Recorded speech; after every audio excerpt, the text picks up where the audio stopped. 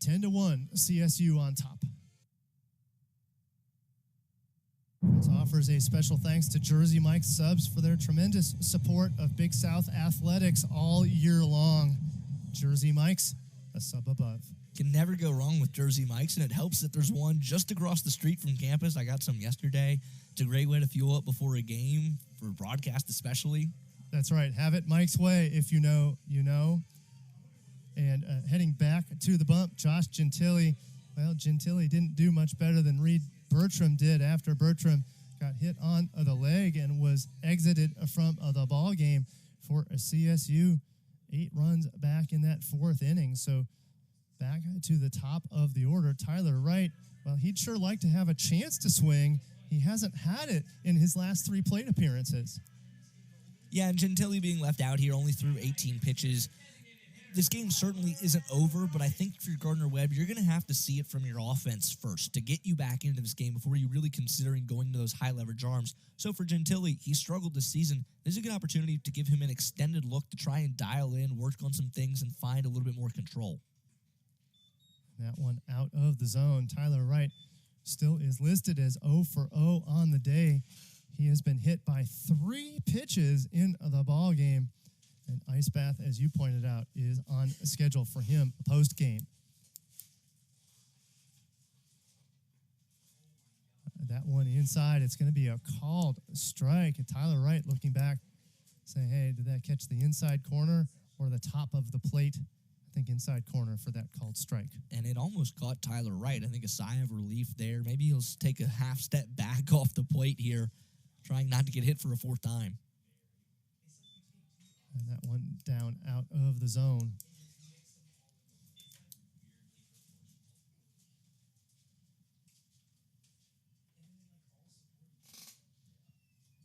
So Wright looks in. 2-1 count to him. On that one up at the eyes. And Tyler Wright just cannot believe this baseball game. He is a glutton for punishment. Already struck 3 times in the game. And a nearly hit on a couple of these pitches. Yeah, big deep breath as he steps out of the box. Maybe he'll look back at Thompson there behind the plate just to say, hey, don't hit me again. And that one down and out. So Wright will take a walk. Well, he has been a valuable batter, getting on base in all 4 of his plate appearances. This time, though, a welcomed walk after getting plunked 3 times in a row. Yeah, still yet to record an official at-bat today, but at the end of the day, when you look at this scorebook, and you're going to see Tyler Wright on base at least 4 times, that's a very successful day, and it's very productive for this offense that can now drive him in.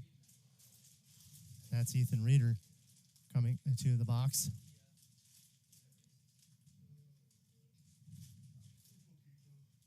Reeder 1 for 2 today with that RBI. He takes a big cut at it, fouling it off over to the dugout.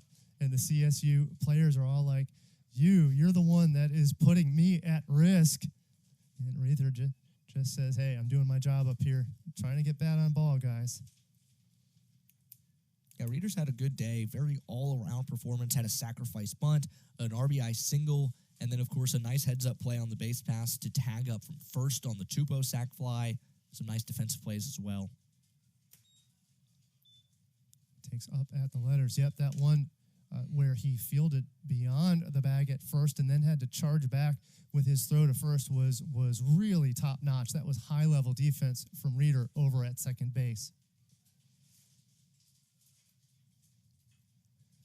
Check swing, puts it on the ground. Camarillo has to charge. Camarillo will toss over to first, gets the out, but the runner does advance. Tyler Wright over at second base. It looked like Camarillo maybe struggled initially on that transfer, but was able to get it out and make the nice play. That's a tough one on those big hops there, having to judge it and then get it out of the glove and make the throw over. Reeder, of course, with some speed.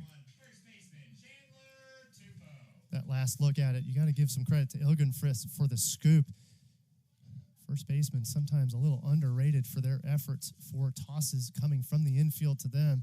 Ilgenfrist handles it nicely. Chandler Tupou jumps on the first ball, diving out of the arm of Umbach. Another contact for Tupou and another RBI. Reeder comes home for the 11th run of the ball game. Yeah, and you go back to Reeder's ground out there that moved Tyler Wright over to second base. And again, Tupou then puts it in play. It leaks into right field, and it's enough for Wright to get home and score a run. 11-1, the score. Bottom of the fifth inning. Alex Merritt with one out. Merritt 1 for 2 today. He came around and scored the 8th run of the ball game for CSU in the 4th. For Chandler Tupou, already set the program record earlier this season, but it's 164 career RBIs, very good. Seems pretty good.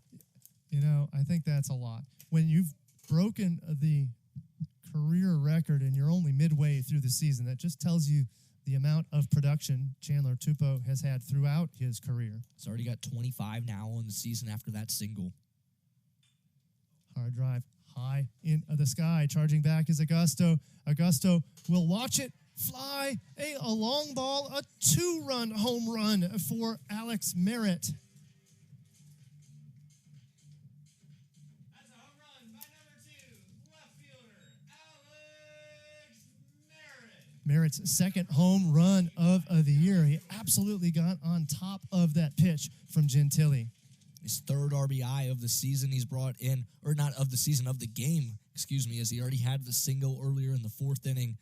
Really great day from Merritt and sent that one out, got every bit of it, and it carried over that 365 number there in left center field. A beautiful view of Nielsen Field there as you see the palm trees in the outfield. A beautiful setting for baseball. At first pitch, about 80 degrees. I have yet to see a cloud in the sky today. Couldn't ask for better baseball weather. A frustration pitch there from Gentili. Tossing well high of the batter in Lucas Pringle. Pringle 1 for 3 today with an RBI. That double in that big 4th inning for CSU.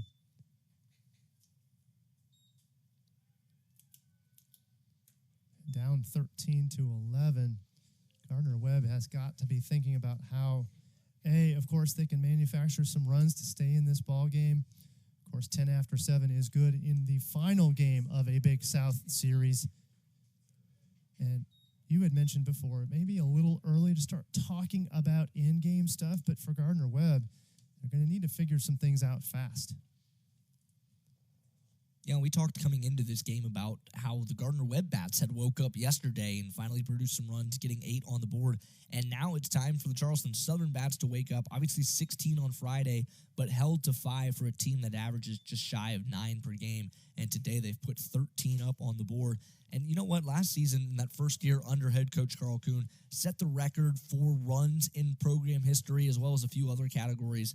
It's early, and so there's still a lot of baseball left to be played, but they are just near that same pace as last year as well. So on track for another extremely productive season from the offensive side. And you have to think that throughout his tenure, as long as it kind of continues, the pitching staff is only going to get better, as that's his specialty. So if you have an offense this productive and that staff starts to grow and develop, watch out for the Bucks. Opposite field single for Lucas Pringle. Knocks it into left field. Kelvin Augusto can only collect it and sigh. Another base hit for CSU. Good piece of hitting from Pringle to go with the pitch. Pringle just continues to up his numbers at the plate. Been so impressed by him and his improvement, particularly over the last couple of weeks.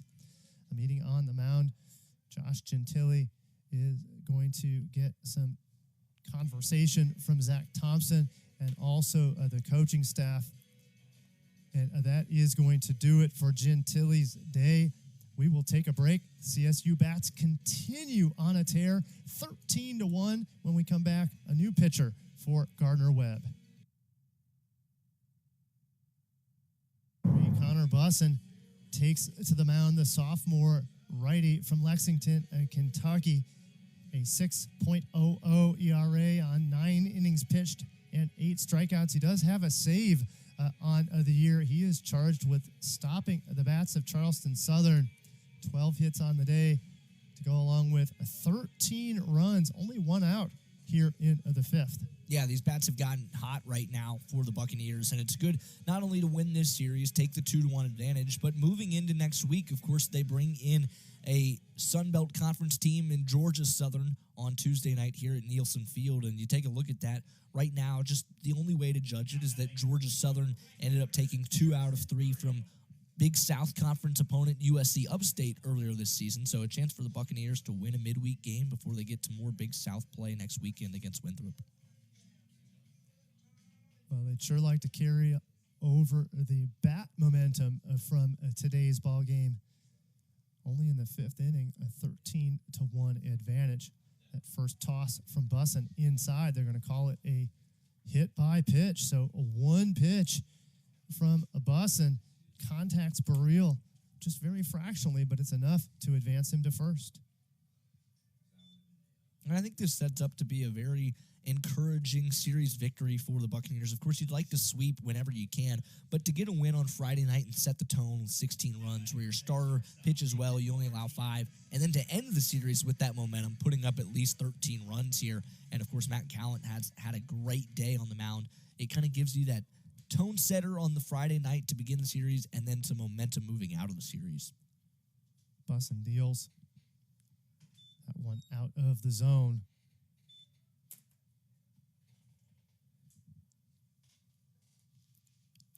Runners on first and second. Over at second, Lucas Pringle. Garrison Burrell over at first. Good lead from Burrell. Not being held over at first by Ilgen Fritz.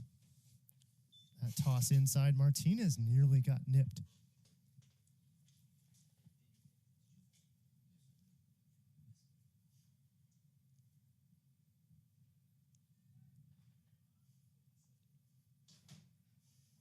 One in, and we've seen consistently Roberto Knox Reyes calling the inside strike.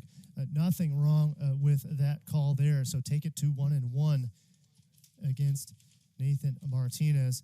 Martinez 2 for 2 on the day with a couple of RBI, looking to tack a few more on here in this at bat.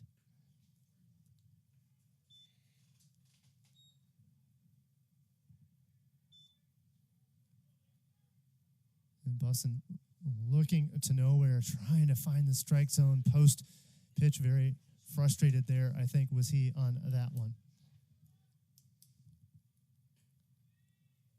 That one just outside. It's going to be a base on ball awarded to Martinez. Good judgment of the strike zone by CSU's bats all day is going to load the bases for Kane Collins. Yeah, and again, only 1 out in this inning, so a big opportunity after 8 runs last inning, 3 already here in the fifth, and a chance for a few more.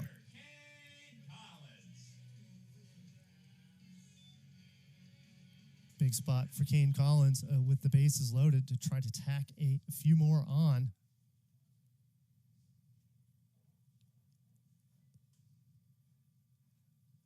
That toss well outside. Collins 2 for 2. Also had a sacrifice bunt in the fourth inning. Batted twice in the fourth. Had a single, came around and scored a run, and then also that sacrifice in that same inning. Collins jumps on it. Ilgen Fritz comes home for the force. Good choice by Ilgen Fritz to get the lead runner and prevent a runner from scoring. Good effort from Connor Bussin to win the battle over Kane Collins. Yeah, good out there early in the at-bat. Collins just swings over the top of it. And a good decision from Ilgen Fritz to come home to prevent another run from coming across instead of trading the out for the run. 2 outs for Blake Edgman. Edgman now 2 for 3 today with a couple RBI. RBI double in the second and an RBI single in the fourth. Edgman hitting at a 342 clip on the year. He takes just out of the zone, 1-0. There's no place to put Edgman with the bases juiced and 2 outs. A big spot for Edgman here to extend the lead, already up 13-1.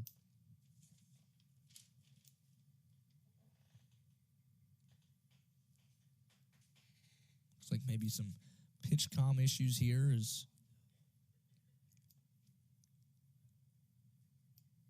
Bussin's going to go over to third base with Pepe. Maybe trade a wristband there. That's right. Just want to get the equipment square. So now a 1-0 count as Edgman has some time to collect himself against Bussin.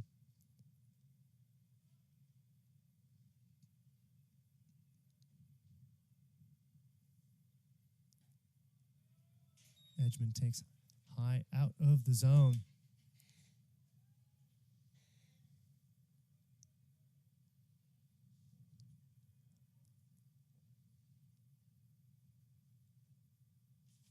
Two and 0 count.